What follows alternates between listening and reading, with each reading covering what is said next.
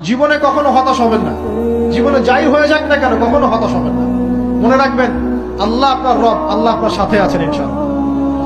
এই সমাজ আপনাকে যেভাবে শেখায়, কিভাবে শেখায়, এই যে স্কুল, কলেজ, ইউনিভার্সিটি, চাকরি, বিয়ে, সন্তান প্রতিপালন, আর তারপর ইন্না লিল্লাহি ওয়া ইন্না ইলাইহি রাজিউন, এই তো শেখায় নাকি?